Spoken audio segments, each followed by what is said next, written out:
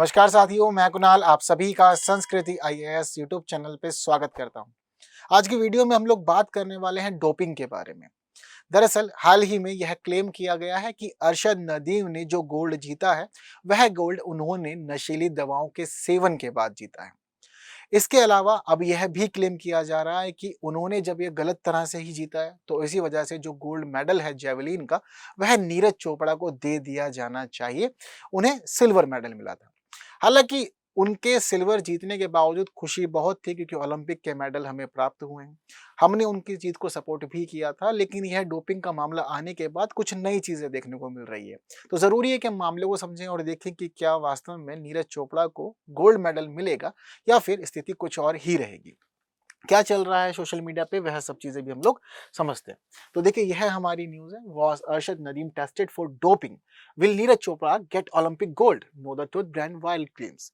ये सारा का सारा खेल सोशल मीडिया पे चल रहा है और बहुत ज्यादा तूल पकड़ रहा है। हर एक चीज हम लोग जानेंगे समझेंगे, लेकिन उस सबसे पहले जरूरी है कि एक इंपॉर्टेंट न्यूज समझ ले, क्योंकि संस्कृति आईएएस आपके लिए स्वतंत्रता दिवस के अवसर पर एक खास ऑफर लेके आया है, जो वैलिड है 10 से 17 अगस्त तक।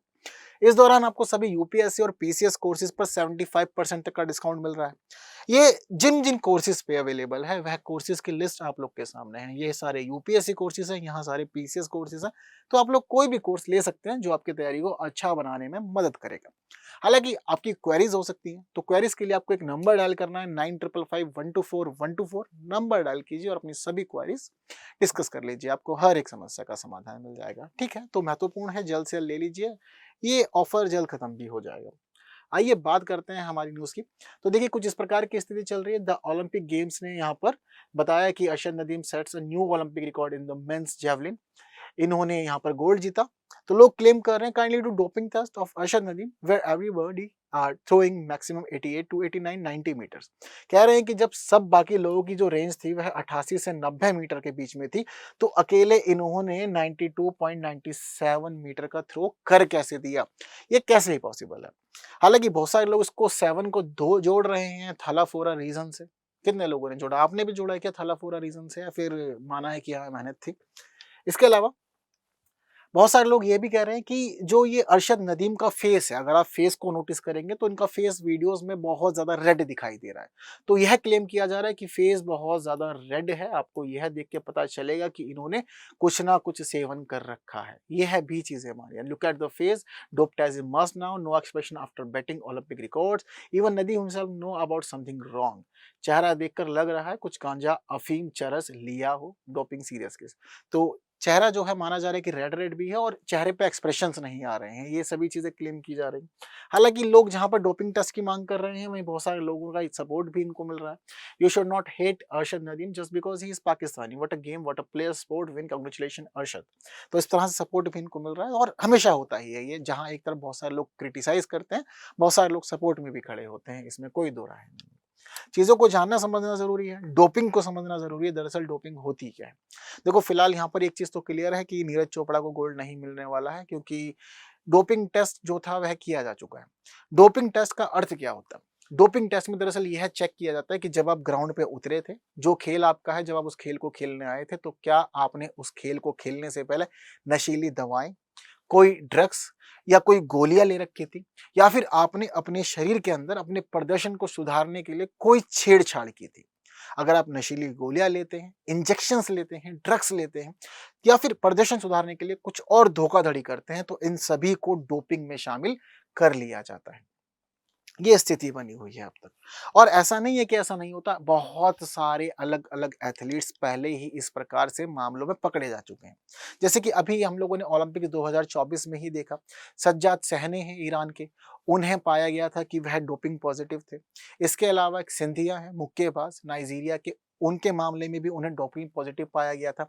तो डोपिंग के मामले आते हैं, सेवन करके जो एथलीट होते हैं वह उतरते हैं किसी ना किसी ड्रग्स को लेकर या कुछ और लेकर, जिससे कि वह खेल को प्रभावित कर पाए।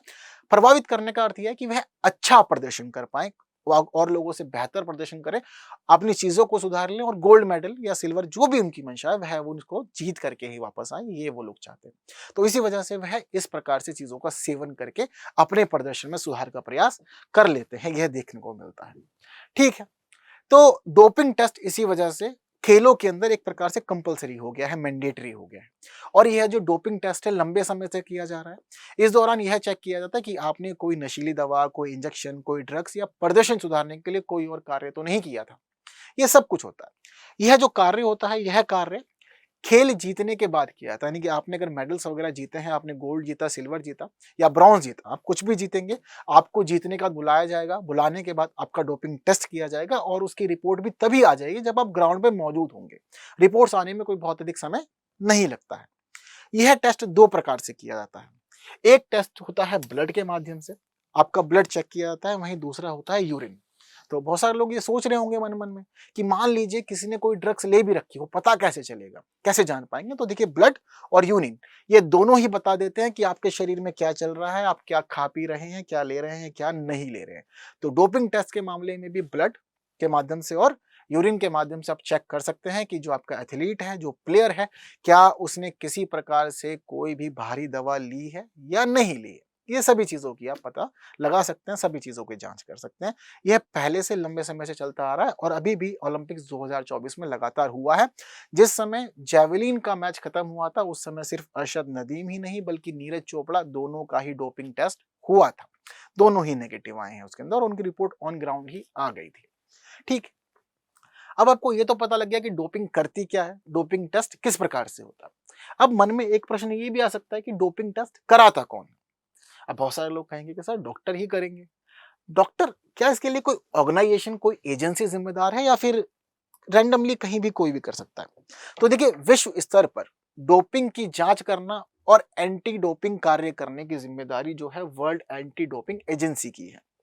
यह एजेंसी, इसको शॉर्ट फॉर्म में कहा जाता है वाडा, world anti doping agency, Hindi में विश्व डोपिंग रोधी एजेंसी। इसकी स्थापना हुई है 10 नवंबर को, किस वर्ष में? 1999 में। 10 नवंबर 1999 को इसकी स्थापना हुई थी। जब कभी भी अंतर्राष्ट्रीय खेल होते हैं, विश्व स्तर पर खेल होते हैं, तो उस दौरान इसी की जिम्मेदारी होती है कि ये खेलों के अंदर यह सुनिश्चित करे कि किसी भी प्रकार की डोपिंग का प्रयोग ना हो। अब इसके पास जिम्मेदारी तो वर्ल्ड लेवल की है। अगर मान लीजिए राष्ट्रीय खेल हो रहे हैं तो उस दौरान जिम्मेदारी किसकी है, यह भी समझना होगा। तो राष्ट्रीय डोप रोधी एजेंसी या नेशनल एंटी डोपिंग एजेंसी, इसकी जिम्मेदारी होती है कि ये राष्ट्रीय खेलों के अंदर डोपिंग रोधी प्रतियोगिता सुनिश्चित करे। भारत की अपनी खुद की एजेंसी है और इसकी वेबसाइट के अनुसार इसकी स्थापना वर्ष 2009 में हुई थी। तब से यह इस प्रकार से दायित्वों को संभाल रही है, चीजों को मैनेज कर रही है। ठीक है, तो विश्व स्तर पे अलग, राष्ट्रीय स्तर पे अलग।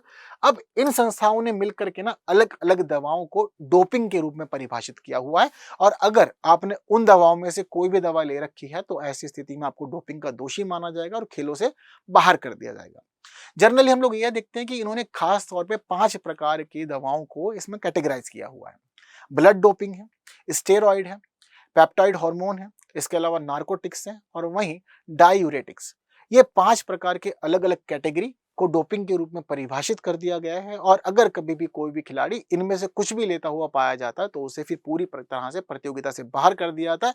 आने वाले समय में किसी और प्रतियोगिता में शामिल होने से भी उसको बैन कर दिया जाता है। यह कार्य किया जाता है। चीजें क्लियर हैं सारी? तो एक खास प्रश्न आज के इस वीडियो से आप लोगों के लिए कि भारत के द्वारा राष्ट्रीय डोपिंग रोधी एजेंसी का गठन निम्नलिखित में से किस वर्ष किया गया था? 2005, 6, 8 या 9? प्रश्न का उत्तर आप लोग मुझे कमेंट में देकर जाएंगे। और वहीं वीडियो इन्फॉर्मेटिव लगी है, कुछ नया सीखा जाना समझा है तो बिल्कुल बाकी साथियों तक भी शेयर करना है, वीडियो को लाइक किए बिना नहीं जाना है और बाकी ऐसी इन्फॉर्मेटिव वीडियोस के लिए बने रहना है संस्कृति आईएएस यूट्यूब चैनल पे। बाकी ऐसे ही और वीडियोस आपके लिए लाई जाती रहेंगी, लेकिन आज के लिए जरूरी है कि आप दें मुझे विदा। Thank you so much.